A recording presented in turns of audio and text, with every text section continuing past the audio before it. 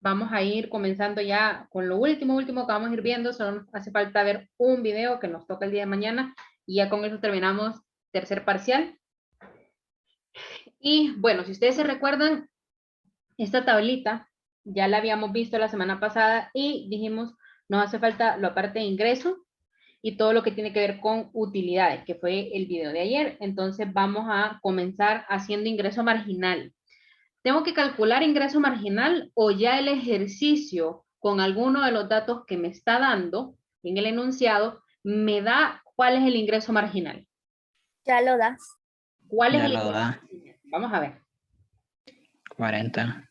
40, muy bien. Porque en competencia perfecta, fíjense bien, en competencia perfecta, como el productor es precio aceptante, entonces acepta el precio de mercado de competencia perfecta. Entonces, el precio, según la teoría y también según las matemáticas, porque lo podemos comprobar a través de las matemáticas, el precio va a ser igual al ingreso marginal, va a ser la curva de demanda y todo va a estar en equilibrio prácticamente en la empresa por parte del ingreso marginal. Ahora, el ingreso total, entonces, con la parte del ingreso marginal, ustedes no tienen que calcularlo. Lo que tienen que hacer es ubicar el precio, y con respecto al precio, entonces colocan el ingreso marginal y así se evitan estar calculando tanta cosa. Ya automáticamente, por teoría, en un mercado de competencia perfecta, el precio es igual al ingreso marginal. Ahora, entonces pasemos al ingreso total. El ingreso total es igual a precio de mercado o precio de competencia perfecta por la producción total. Es decir, voy a tomar los 40, que es un valor dado, y lo voy a multiplicar por la producción total. ¿Cuánto me queda el primer valor? 0. 0, muy bien. Porque estoy multiplicando 40 por 0. Cualquier número multiplicado por 0 es 0. Siguiente, ¿cómo nos quedaría ese ingreso total? 4.000. 4.000. Aquí lo que hicieron los compañeros fue multiplicar 40 por 100. Siguiente número. 4.400. 4.400. En este caso sería 40 por 110. Siguiente. 4.600. 4.600. 600. Muy bien. ¿Qué sería los 40 por 115? Siguiente. 4.600. 4.600. 4.600 porque la producción se mantiene en el mismo valor. Y el último. 4.520. 4.520, que sería 40 por 113. Y entonces ahí tendríamos nosotros el ingreso total. Entonces tenemos claro lo del ingreso. Ahora, lo último que nos hace falta calcular en esta tablita es la utilidad total. ¿A qué valor sería igual la utilidad total en la primera fila? Ustedes se fijan, utilidad total es ingreso total menos costo total. ¿Cómo me quedaría el primer valor? Negativo 1.000. Negativo 1.000, correcto. Porque estoy restando el ingreso total de 0 menos 1.000. Y si ustedes se recuerdan, desde el inicio, en el enunciado está que cuando yo no produzco nada, tengo una pérdida de ¿cuánto? De 1.000. De 1.000. Entonces, miren, aquí está. Negativo 1.000. Lo comprobamos por teoría y lo estamos comprobando por práctico o por la parte matemática. Siguiente, ¿cómo me quedaría la siguiente utilidad total? 2.800, muy bien. 2.800. Correcto. Y creo que el que me habló fue Anthony. Correcto, Anthony también. Que en este caso, jóvenes, para todos los demás, lo que están haciendo los compañeros es restar 4.000 menos 1.200. Y eso me queda 2.800. Siguiente valor. 3.000. 3.000, correcto, Carol. Y en este caso sería 4.400 menos 1.400 del costo total. Siguiente valor. 3.000. 3.000, correcto. Y sería 4.600 menos 1.600. El siguiente. 2.800. 2.800. 2.800. En este caso sería 4.600 menos 1.800. Y el último. 2.520. 2.520, que sería 4.520 menos 2.000. Hasta aquí, calcular la utilidad total. Utilidad total en materia de la empresa, ¿verdad? Ya no es satisfacción, esta es utilidad ya contable monetaria. Ahora, como ya tenemos completita la tabla, ya podemos entonces finalizar el inciso E, F y G. Vamos a ver quién se recuerda de los videos cómo responder el inciso E que me dice cantidad producida que genera eficiencia a escala. ¿Cuál serían las dos respuestas aquí? Un trabajador. ¿Está preguntando 100, por los trabajadores o por la producción? Anthony. 100 unidades y el costo medio sería 12. Ok, ahí lo que les estoy preguntando es más, sí, 12, pero es el más bajo. ¿Sí? ¿Qué fue lo que hizo Anthony en este caso? Anthony lo que hizo fue ubicarse, fíjense bien, ubicarse en la columna de costo total medio, observar esta columna, la de costo total medio, para determinar la eficiencia de escala, yo me voy a ir a la columna de costo total medio, observar todos los valores y ver cuál es el más pequeño, cuál es el más bajito. De todos estos valores, jóvenes, véanlos todos. ¿Cuál es el valor más pequeño? 12. 12. Y entonces Anthony luego se fue a la cantidad producida, porque lo que me están pidiendo es producción, no número de trabajadores. Entonces me voy a la cantidad producida. ¿Cuánto es la cantidad producida? Sí. Bien. Si ustedes me ponen 1 aquí, va a estar malo. ¿Por qué? Porque si ustedes me ponen 1, ustedes me van a estar indicando trabajadores. Y yo lo que les estoy preguntando es producción. ¿Ok? Inciso ahora F. Cantidad, escuchen bien, cantidad producida que maximiza la ganancia. Vamos a ver qué debería de haber en los dos espacios en blanco. 115 unidades. 115 unidades. 115 unidades, muy bien. Porque ahí sale 40 igual a 40. CMG es igual a IMG. Ujú. ¿Qué significa CMG? Costo marginal. Costo marginal igual a ingreso marginal. Es igual al ingreso marginal. Muy bien, perfecto. Solamente para comprobar. Entonces, es correcta la respuesta que me dan sus compañeros. ¿Por qué? Porque fíjense bien, para poder determinar la maximización de ganancias, yo me tengo que ubicar en el punto en donde el costo marginal se iguale con el ingreso marginal. ¿En qué punto es eso? Miren, aquí. 40 es igual a 40. Luego de eso, entonces, en esa misma fila, busco la producción asociada a esa igualdad, y en este caso es 115. Entonces, la respuesta sería, con 115 unidades producidas, se maximizan las ganancias de la empresa, porque el costo marginal es igual a el ingreso marginal. ¿Ok? Siempre se tiene que cumplir esto. Si no se cumple en ningún punto, entonces, ¿qué puedo decir? Que no hay maximización de ganancias. Si esto no se cumple, no hay maximización de ganancias. Y ahora, la última pregunta, el inciso G, dice, la empresa en este punto de equilibrio, en las 115 unidades, ese es el punto de equilibrio.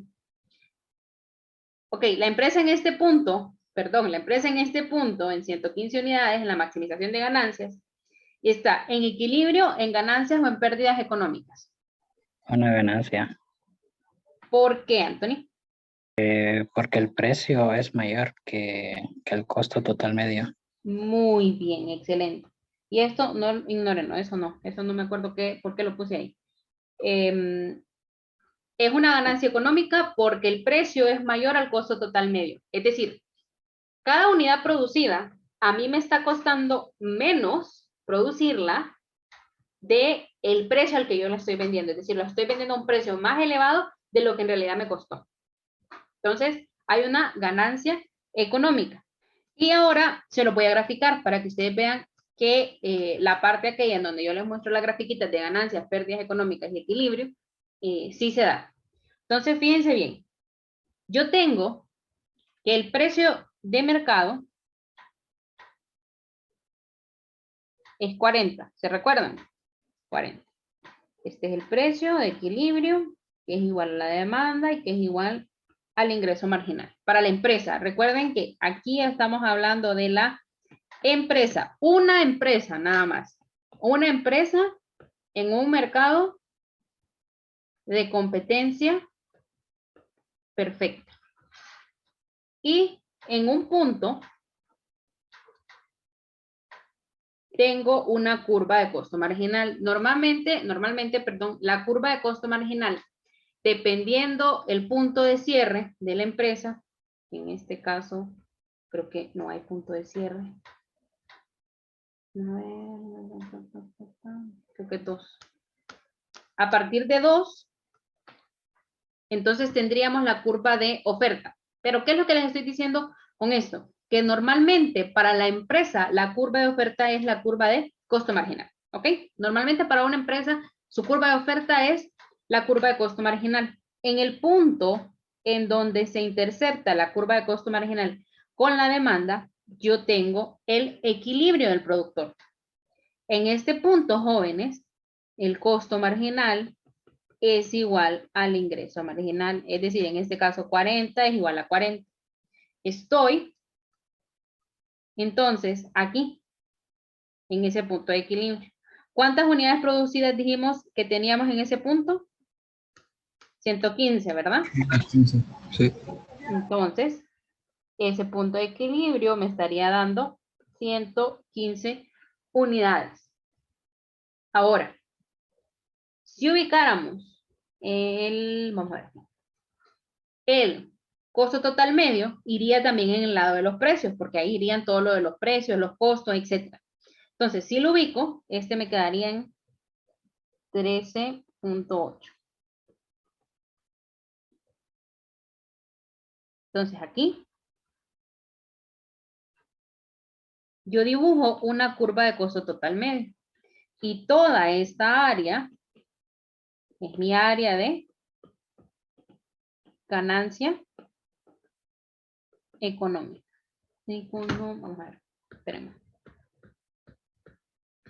Económica. ¿Están viendo todos? Que esto es muy parecido a esas gráficas que yo les decía de ganancia, pérdidas, equilibrio. Cada unidad producida me cuesta 13.8. Pero yo cada unidad producida la estoy vendiendo a 40. Entonces, la diferencia entre eso es mi ganancia económica. Si yo quisiera ver esto es como un cuadrado. Entonces lo tendríamos que hacer con esas fórmulas raras de geometría, pero eso nosotros no lo hacemos. Entonces, ustedes tranquilos con eso. Esto solamente es para que ustedes miren que sí, con los datos de la tablita yo puedo sacar las partes estas de la grafiquita que les mostré, de ganancia, pérdida y equilibrio del productor. Este es un equilibrio con ganancia económica, ¿sí? Y bueno, ok, ya que vimos la parte práctica, toda la parte práctica, ahora vamos a hablar un poquito de las estructuras de mercado. ¿Por qué vamos a hablar un poquito de las estructuras de mercado? Para que nos quede claro cuáles son esas dinámicas en materia de empresas en la que nosotros nos vamos a enfrentar a la realidad. Entonces, miren, los monopolios, jóvenes, son mercados en donde solo hay una empresa. Solamente hay una empresa que tiene el control y no tiene sustitutos cercanos. No hay nadie que se asemeje a ese tipo de productos. Normalmente, los monopolios, y nosotros los llamamos monopolios puros en economía, lo tienen las empresas públicas. Como empresas públicas no digo la Secretaría de Finanzas o Secretaría de Desarrollo Económico. Eso es parte de la estructura de administración central del país. Las empresas públicas son empresas. Son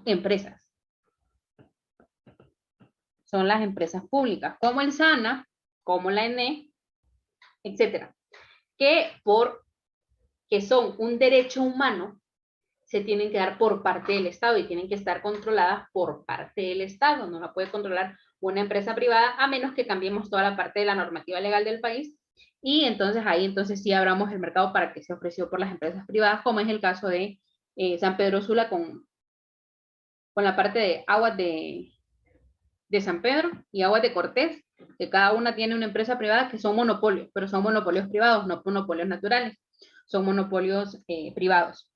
Y en ese caso entonces, cuando son empresas públicas, yo me puedo permitir como Estado que esas empresas operen con pérdidas.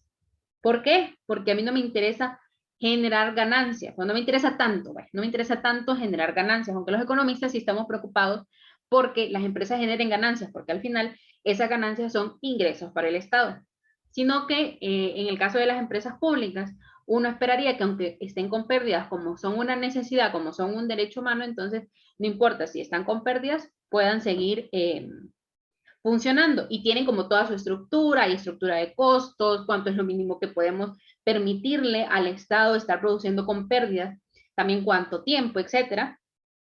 Pero tiene esto como un mundo aparte, lo de los monopolios. Y normalmente no se permiten para empresa privada, a menos que sea algo totalmente innovador, ¿verdad? Y que la empresa tenga la patente sobre ese producto, etcétera. A menos que sea así, no pueden existir monopolios privados o que lo concesione el Estado, ¿sí? Es como el caso de los aeropuertos para el caso de Honduras, que los aeropuertos deberían de ser empresas públicas, pero el Estado los ha concesionado, es decir, les ha cedido las funciones a empresas privadas extranjeras para que ellos ejerzan esa función en el país porque ellos no se sienten, porque no hay capacidad dentro del Estado para poder manejar esas empresas por parte del sector público. Entonces se le vende o se le concesiona el permiso de operación a una empresa pública, que va a ser también el caso de Palmerola. El caso de Aeropuertos de Honduras, de aquí de Tegucigalpa y de todo Honduras, son empresas privadas. Todo eso es monopolio privado, pero permitido por el Estado, ¿verdad? Eso es como la característica de ahí, que eso es permitido por el Estado. Eso es monopolio. Los segundos son la parte de los oligopolios, en donde aquí hay 2 o 20 empresas que interactúan en el mercado.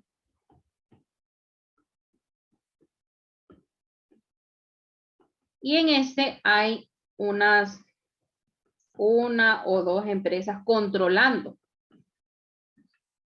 el mercado. Aquí ya no es una nada más, aquí son de 2, 1, 2 o 3 a veces, dependiendo de cómo está estructurado el oligopolio. En este caso tenemos, digamos, las azucareras. En Honduras, en el caso de Honduras, las azucareras, varilla de hierro, el mercado de la varilla de hierro, los bancos, toda la parte de cementos, telecomunicaciones,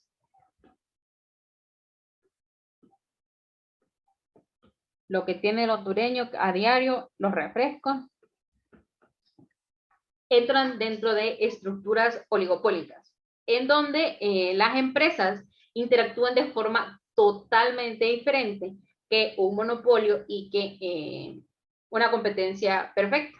¿Por qué? Porque como son tan poquitas, algunos tienen más poder de mercado que otros. Entonces, esos que tienen más poder de mercado controlan al mercado y ellos van definiendo precios, cantidades, repartición del mercado, segmentación del mercado, van definiendo la demanda potencial, la oferta potencial y todos los demás que no tienen tanto control van siendo seguidores de esos líderes. En el caso de los bancos, normalmente en Honduras el banco que tiene como más control es BAC, según lo que he estado averiguando. En tarjetas de crédito también. En cementos hay 2, creo, cementeras o 3 ahorita, no me acuerdo. Cementos es un caso muy particular. Hace como 15 años una empresa asiática quiso entrar al mercado hondureño con precios más bajos que Bijao y que Piedra Azul, y Piedra Azul con Bijao se pusieron de acuerdo para bajar precios y utilizar toda la capacidad instalada que ellos tenían ociosa, que no la utilizaban para poder vender a precios más elevados, la empezaron a utilizar y bajaron precios por debajo del precio que traía la empresa asiática. Entonces eso hizo que la empresa asiática saliera del mercado porque no podía sostenerse, porque la gente no le compraba y ya estaba con mucha pérdida. de muy largo plazo, entonces decidió retirarse del país, en la empresa asiática, y esto trajo consigo que como el Estado de Honduras no intervino en esa situación, esta empresa asiática demandara al Estado de Honduras y nosotros perdimos esa demanda, no sé por cuántos miles de millones de dólares. Y a esa práctica que les acabo de decir, en economía nosotros la conocemos como colusión, o también la podemos conocer como cárteles, como las drogas, tal cual. Lo único que en materia legal y en materia de cómo las empresas se ponen de acuerdo para poder dejar entrar empresas o dejar salir empresas, o empujar a que salgan las empresas, y así controlan el mercado. Entonces, esas son prácticas anticompetitivas. Entonces, eso también, desde ese momento que se dio, como no había legislación en materia de competencia, entonces se crea la Comisión de Competencia en el país y se comienzan a vigilar todas esas prácticas anticompetitivas y también ya se empiezan a meter al Ministerio Público, a la Corte Suprema de Justicia, etcétera. Sin embargo, hay muchos problemas todavía en materia de competencia, por los cuales uno diría, bueno, pero si existe la comisión, entonces, ¿por qué un montón de empresas no son castigadas? El problema es que en Honduras casi no tenemos abogados especialistas en derecho económico. Entonces, cuando llega un caso de derecho económico a la Corte o al Ministerio Público, estos son desaprobados por los abogados que están ahí, o por los fiscales que están ahí, o por los jueces, porque no entienden de derecho económico. Entonces, tenemos esos problemas. Ese fue el caso del cemento. Algo parecido pasó con la varilla de hierro. Se encontró que se estaban coludiendo, pero al final el Estado de Honduras dijo que no, con los jueces, porque no entienden la parte de que les digo, derecho económico, que es parte de competencia. Telecomunicaciones en 2014 creo, tuvo un momento crucial en materia de estructuras de mercado, porque eran 3 empresas, si ustedes se recuerdan, era Digicel, Claro y Tigo. En ese momento, Claro compra a Digicel y eso no es colusión, a eso se le llaman fusiones económicas. Se fusionan, yo le compro la marca a esa empresa y entonces le tomo los clientes y comienzo yo a trabajar con mi empresa con esos clientes. Entonces a eso nosotros le llamamos fusiones económicas. Lo mismo pasó en 2015 con los bancos, en donde Ficosa compró a Citibank Honduras. Entonces esa también fue una fusión económica, no fue una colusión, fue una fusión económica. Colusiones son cuando ellos se ponen de acuerdo para determinar cantidades, precios, etcétera, porque son prácticas anticompetitivas. Entonces, como para que tengan un panorama de los oligopolios, que es lo más usual que nosotros nos vamos a encontrar afuera, y son el tipo de empresas que ustedes van a ir a manejar al mercado laboral. Competencia monopolística. Aquí hay muchos vendedores, pero el producto tiene características diferenciadas.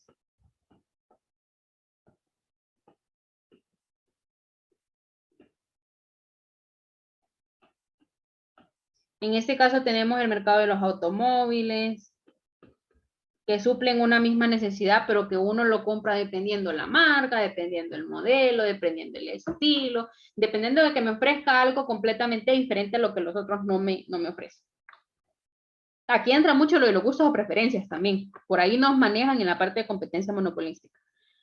Los celulares y todo ese mercado de la tecnología, toda la parte de tecnología, como hay muchas empresas produciendo, entran dentro de mercado de competencia monopolística, son lo que más se acerca a la competencia perfecta. Y la competencia perfecta, pues ya la conocemos, es la que hemos estado viendo en toda la clase, son los supuestos que hemos manejado para todos los temas de todas las clases. Y en este caso, los productos que más se acercan, que no necesariamente son competencia perfecta, pero que son los que más se acercan a la competencia perfecta, son los productos agrícolas cuando están en su primera etapa dentro de la cadena de producción. Eso es en la producción como tal. Es decir, los pequeños productores agrícolas son los que más se acercan a hacer una competencia perfecta. Recuerden que nosotros no tenemos un mercado del frijol general, tenemos mercado dependiendo la etapa que estemos en la cadena productiva o en la cadena de valor. Recuerden que tenemos la etapa de producción, distribución, comercialización, consumo, etc. Para cada una de estas etapas, yo tengo un mercado o una estructura de mercado diferente. Aquí yo puedo tener competencia perfecta, pero aquí tengo monopolio. Y luego paso a oligopolio. Y luego paso a competencia monopolística. Entonces, si yo quiero estudiar un sector en específico, yo tengo que también ir definiendo en qué etapa de la cadena productiva yo me voy a ubicar para poder entender esa estructura de mercado específica. ¿Quedó clara toda esta parte de las estructuras de mercado? ¿Quedó un poquito más claro? Sí. Sí, Listo. Entonces, esto sería estructuras de mercado. Les hablé un poquito más de monopolios, oligopolios, competencia monopolística. ¿Por qué? Porque nosotros en la clase nos dedicamos a ver pura competencia perfecta. Y la competencia perfecta, como ya les acabo de decir, prácticamente no existe. Entonces, esto se los enseñamos porque en principio se queda, y ustedes están de acuerdo con eso porque ustedes mismos me lo han dicho, principio se queda siendo una clase muy teórica. Entonces, en micro tenemos que solventar esa parte práctica de lo de principios y por lo tanto no les podemos enseñar monopolios, oligopolios y competencias monopolísticas, que es en realidad con lo que ustedes se van a enfrentar cuando salgan a trabajar. Esas van a ser el tipo de empresas que ustedes van a estar manejando, y más que todo oligopolios y competencia monopolística. Entonces, mi parte moral me hace ver de que yo tengo que decirles un poquito más sobre estos mercados, cómo funcionan, etcétera, para que ustedes vayan comprendiendo y vayan aterrizando que la competencia perfecta en primer lugar no existe. En segundo lugar, yo no puedo ser de competencia perfecta tampoco, porque la competencia perfecta lo que asume es que solamente sobrevive la empresa más fuerte. Las empresas pequeñas, nacientes o incipientes se mueren en el proceso. ¿Por qué? Porque no soportan esas fuerzas del mercado. Entonces, normalmente la competencia perfecta no existe. Entonces, como para que vayan ustedes abriendo un poquito su mente y no se encierren a que la economía tiene que manejarse como competencia perfecta, deje hacer, deje pasar, deje que todo el mundo haga lo que quiera. No. ¿Por qué? Porque la economía no es una competencia perfecta, son oligopolios y son competencias monopolísticas que necesitan regulaciones económicas por parte del Estado. Y los que van para economía, que no sé de aquí cuántos son, ustedes sí van a entrar de lleno a ver monopolios, oligopolios, y creo que hay una parte de competencia monopolística ahora, entonces ustedes sí van a ver todas esas partes.